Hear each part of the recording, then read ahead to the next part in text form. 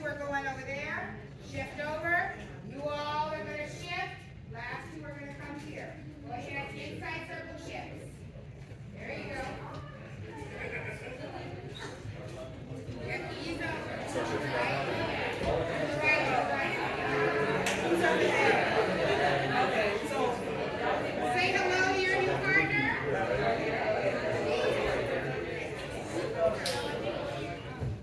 Alright. This is the last one. And it's going to stretch you a bit.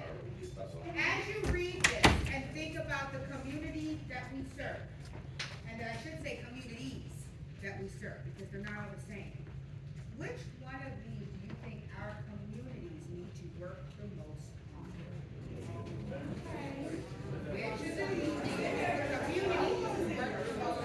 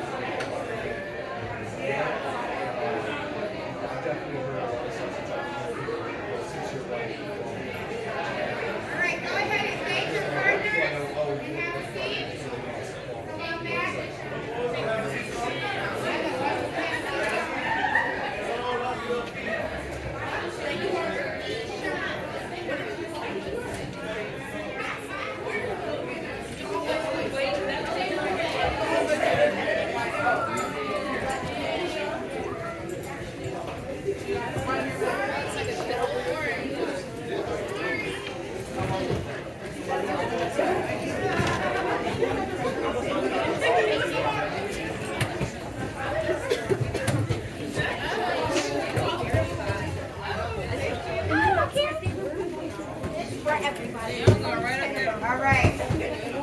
I want to elevate into the space. What are some of the things that you heard either from your partner or from your neighbors that the community needs to work on? What are some of the things that we heard the community needs to work on? Yes, Kate. The way we talk to each other in our communities, the way how we use what's called discomforting words like nigga all the time. There were some other words that we used, but that's just something that we used to do. Absolutely. Absolutely. Me and my last partner talked about number 2, spending time to reflect on your childhood upbringings and just like your background in general, because of like a lot of people don't know that they're carrying a lot of trauma with them and passing it on. Absolutely. Here, then over here. With me and one of my partners, we discussed number 15. Says I feel free to ask persons who are using discriminatory language and behavior to refrain from coming with stating my reasons. It's basically just like calling out people when they're in the wrong. And I feel like people don't do that a lot. And so I feel like when you call people out when they're in the wrong, it's definitely better to do. I talked about number 10. I'm comfortable giving constructive criticism to someone of another race, gender, age, or physical ability. With the school that I work at, I definitely have seen the race part come into play. A lot of them get into arguments over that, and it's like, you really have no idea where it stems from because of the fact that they're from another country and they can't even speak our language. And so they get into quick little arguments and fights so quick that you don't even know how it happened. And then I also said something about the age because we got a lot of parents that would easily pull up into the parking lot, and that's crazy. Oh, yeah, something happened with their baby. You think mom and daddy are gonna come out swinging? Again, and let me be very clear and transparent in this space. There's a reason I'm not correcting language or saying just say the N-word. I need you to get desensitized to hearing the language that we know is inappropriate in school so that it doesn't show all over your face when you hear it from the kids. You have to be desensitized to it. Doesn't mean you don't address it, but you're not going, oh, the travesty. She said the F-word. She must be expelled. I kid you not, that is the mindset in some spaces.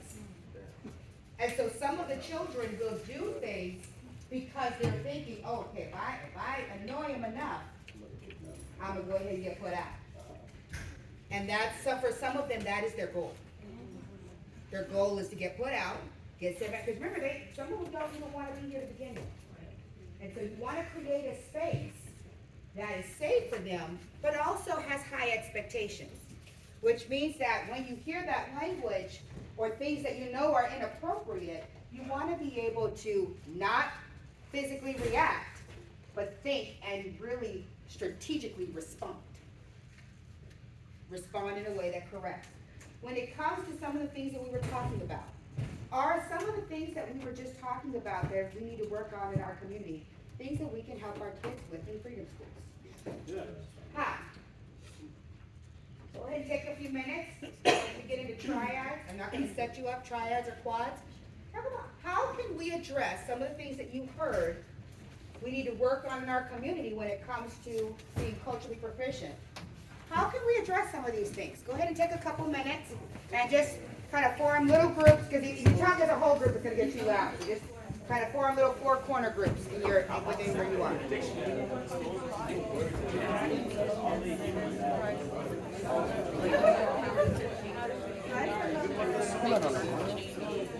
Well, my routine is just basically, you know how she just asked us what like for our community, what's something that we need to work on. We need to discuss it with our peers, something about how we can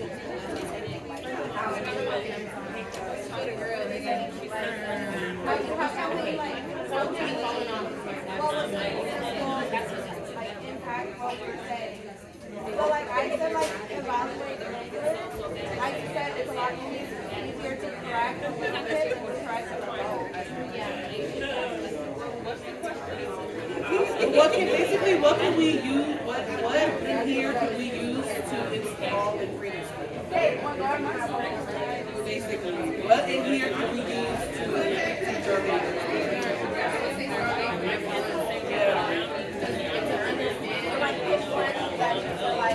I would say 1 in 16. I would say to change our mindset about the stereotypes. We always have to, you have to understand the cultures of the players. Religion, besides about understanding and learning about it, you're going to say, so learning that first. That's like having a drink or understand. So they're like, oh, I can't say sex or change their race to be real sex. Going against your religion.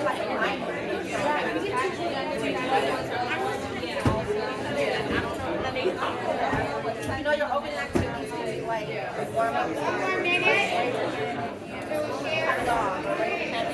Alice, like your morning activities, opening activities, for like the whole day.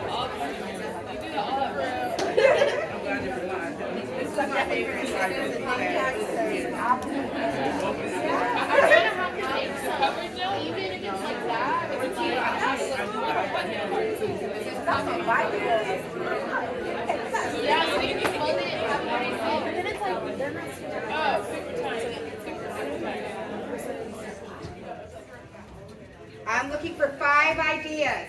And FYI, I probably did say it earlier, all day today, whether it's from me or from other people, you are going to hear all kinds of ideas that you can use in your classroom. There is paper there for you to write down some of these ideas, but everything you can always expand on, and it can be something you can use.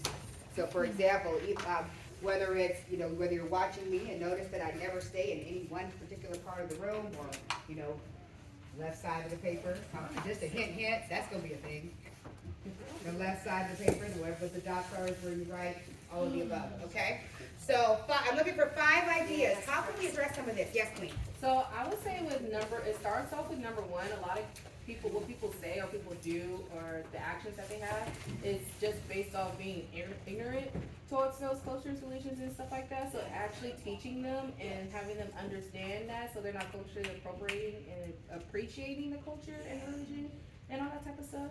So, and also what Stephanie has said, like just teaching them the meaning of sexism, what the meaning of that is, and the meaning of religion, and those words, what the history of certain slangs are and stuff like that, where that comes from, so they could better understand. Okay, well, maybe I'm thinking about this wrong or saying this wrong. Maybe I should change what I'm saying. Absolutely. And that's golden right there.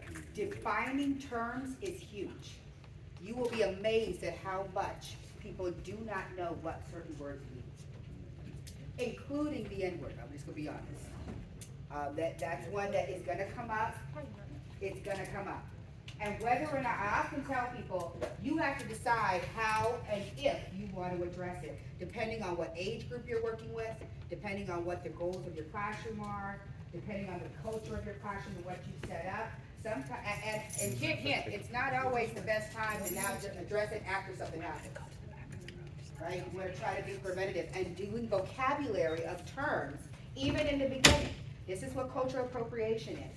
This is why these are some words that we are going to stay away from in this space. Let me tell you, let's talk about why and what that means, and how these are not words that are uplifting. These are words that cut people down, etc. So I love that, the definitions, and starting with number 1. That's one. I need another one. Yes, sir. I was gonna piggyback on Please that. do. And assumptions. I think that's a big one where one of my most hated phrases, and I feel like I'm in much space that they're like, everybody knows what that means, right? That is like, every time I hear that, you're not like setting up, you're assuming everybody's on the same page as you. And so much of what we learned like last week, right, is being a facilitator. And if you're assuming someone knows something, or you're assuming anything, you're not facilitating discussion, you're not facilitating openness, and you're closing it off and establishing, I think what Dr. Wilson was saying, right, like, you're trying to be a leader leading people versus being a servant. That part. And so, if that's a phrase that you are kind of triggered by, what would be an alternative to what folks are, because you can tell what people are trying to do. They're wanting to assess whether or not, this is another thing about looking at intent versus impact, right? The intent of saying everybody knows what that means is to check for understanding. But the way you're doing it is not allowing people to say, no, I don't know. It's providing with basically an unsafe situation. So for example, what would be another way, I'm trying not to say it, what would be another way to phrase that to invite responses? I saw you first, and then I saw you. You could say, so can anybody here remind me what that means? And then even if someone doesn't know, someone else in the group can bring up the definition. Beautiful. Another one. Yes. I was just thinking along the lines of what you said, but also I like that when we were doing a simple assignment where we writing something on a piece of binder paper, you mentioned what way the binder paper goes without asking any questions. And a bunch of people did that. We can't do that with children because we don't know if they've worked with that type of material before.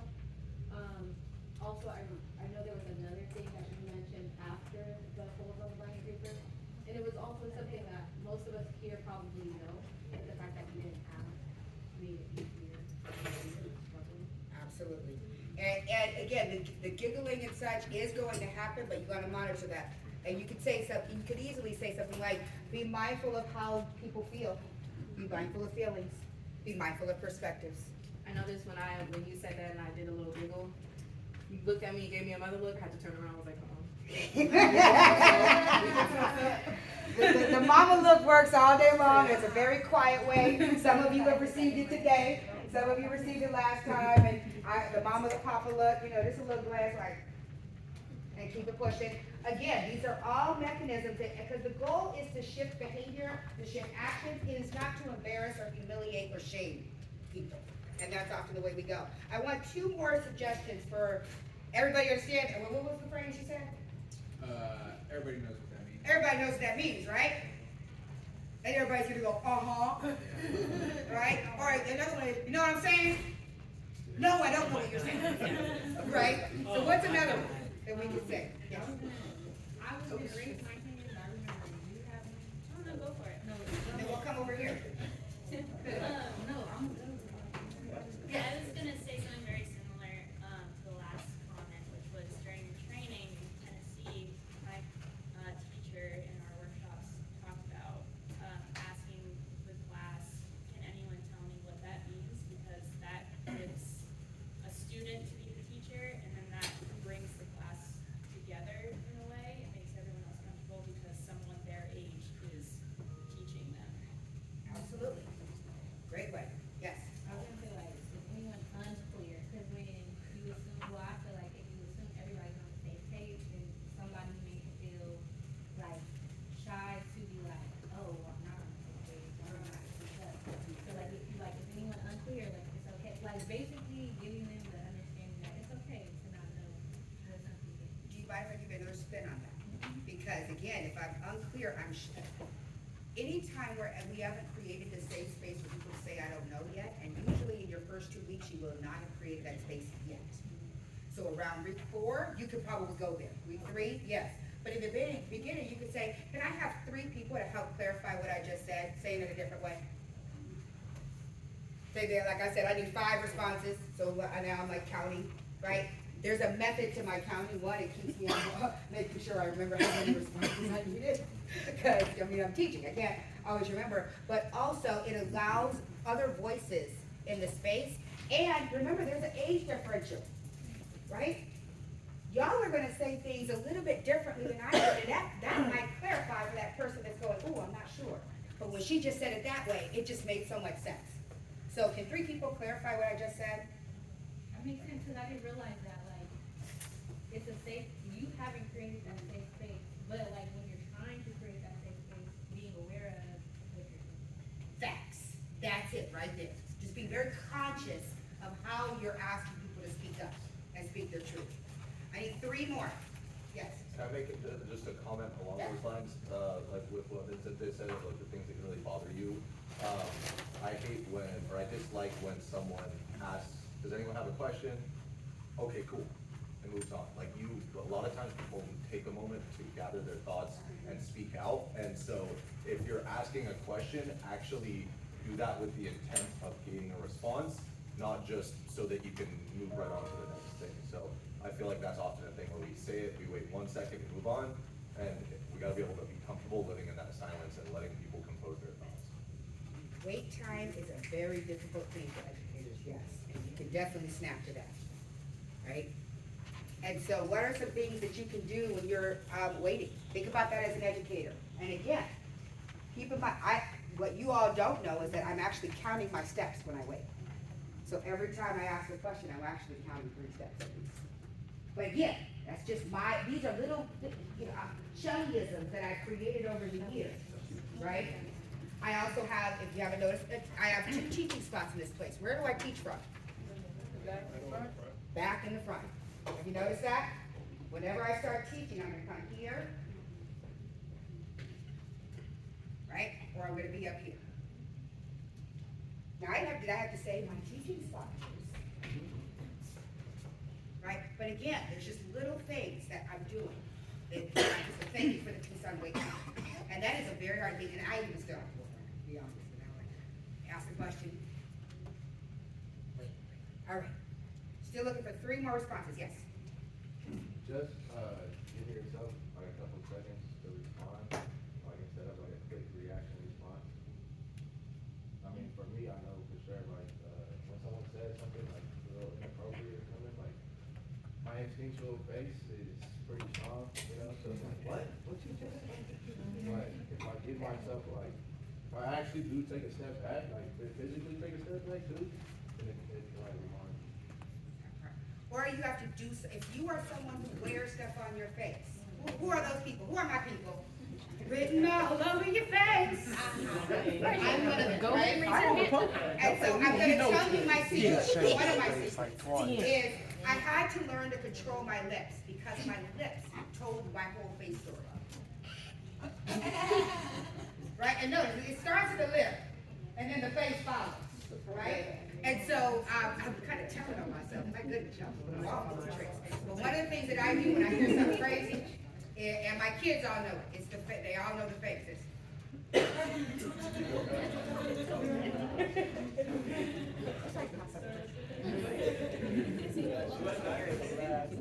I'm trying not, most of the time I'm trying not to laugh, but it's most of the time. But you have, again, you are gonna have to find, like you didn't think like, my goodness, I gotta watch my face, I gotta count my feet, I gotta count the people, like this is all part of teaching, yes, right? And so whatever you are going to do to control your face, and I don't want to, I mean, I'm jumping between strategies and the cultural proficiency piece, but these are all things you're going to need to think about before they show up on Tuesday. How are you going to handle it, right?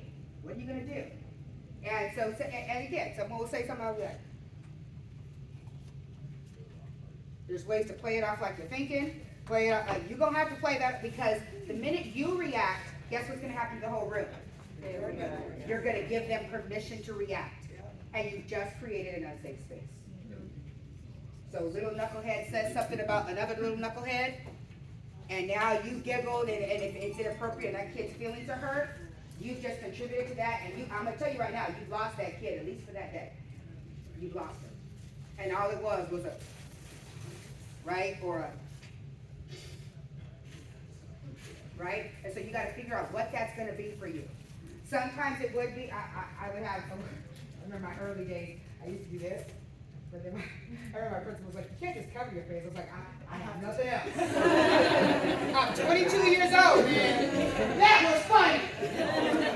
Well, it was hilarious, right? It was like, and then I would come back, y'all just make my job way too long. Right? Yes, ma'am. I was gonna ask, what would be a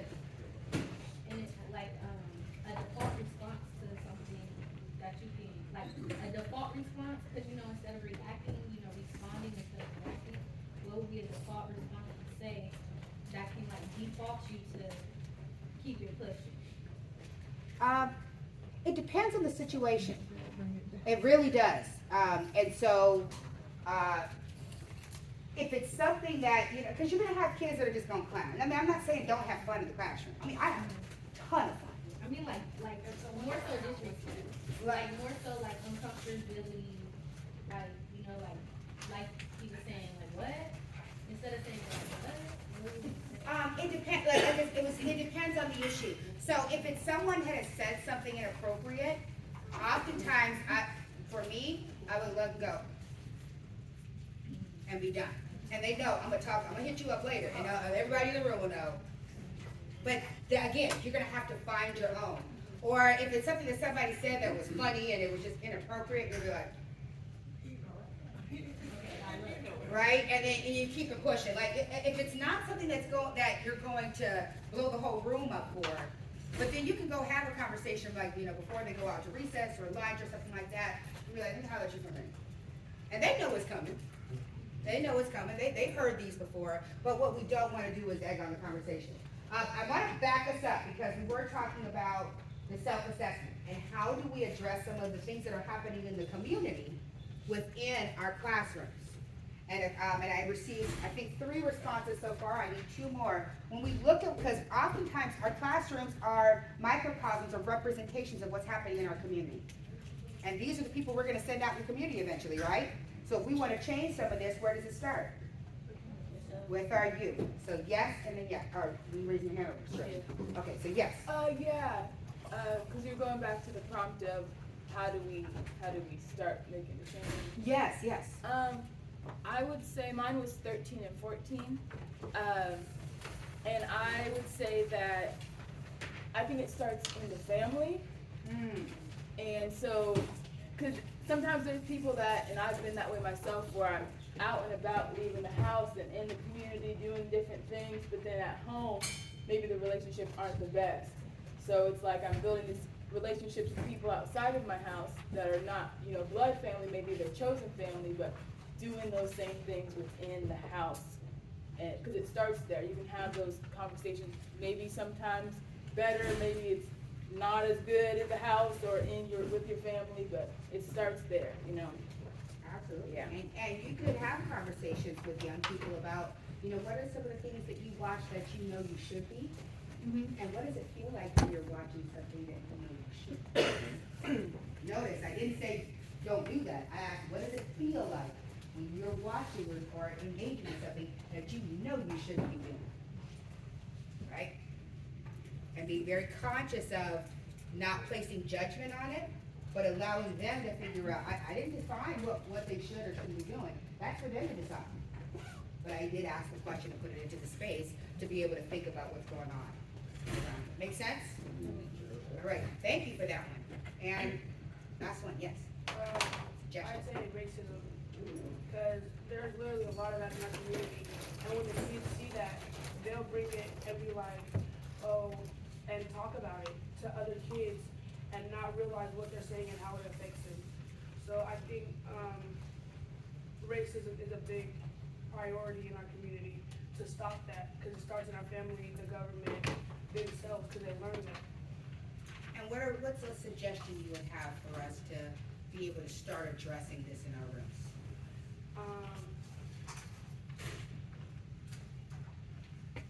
I'd say talk to them about it, more of, tell them like it's not right, or it affects their peers and and their relationships to their peers, for their communication. Good one, and I'm gonna offer you something in just a moment. I want to hear what you had your hand up and then you had your hand up. But if you're okay, I'm gonna offer you something after this.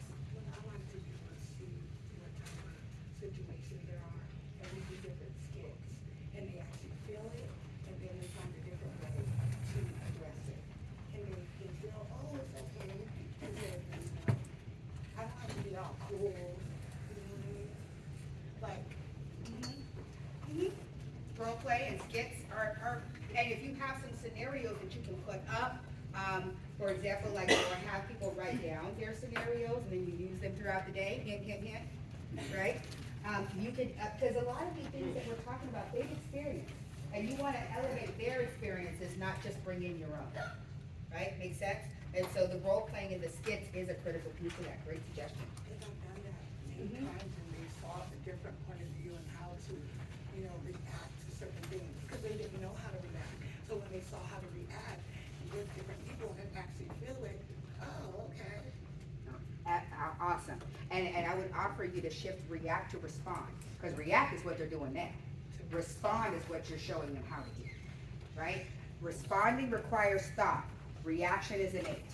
And so when you shift your so we're teaching kids and people and even ourselves how to respond versus react. We've talked about our faces reacting, our bodies reacting, language can make us react, and we want to not be triggered by these things that we know shouldn't be happening, but also in order for us to respond effectively, we have to be able to show them the responses and have different mechanisms. Yes? I just had a question to what Jay was saying, because you know how Jay was saying, like, to tell them, like, don't do this because it's bad. But what about the kids that are growing up in the household, like, they are learning that? So when you say, oh, this is bad, and they go home like, oh, mom and dad, you're doing, like, how do we teach them in a way where they don't feel like?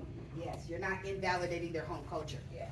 And that's what I was gonna offer you because if you've noticed, I do not use the words bad and good. There are bad things and there are good things. What I try to do, I should say, I sometimes don't do it. My goal is to use the words healthy and unhealthy versus bad and good. Because bad and good have judgmental connotations. Healthy and unhealthy just have to do with what's gonna help you and what's not gonna help you, right? And also, also, and so I wanna talk about something, kind of going where you're talking about culture. And again, speaking about this thing called language. You don't have to be completely honest, but I would venture to put out there that some of us may have been raised in homes where people didn't always use the language that society always wants us to use. I'm gonna put that out there, right? And the truth of the matter is, especially in African American culture, with the exception of being around our elders, in our culture, oftentimes person is not seen as a bad thing, right? Here's where professional and personal norms start to run into each other. Because are we supposed to be cussing in school? No. Are we supposed to be cussing at work? No. But if I get with my friends, I'm like, hey, what's up, right? And that's totally appropriate.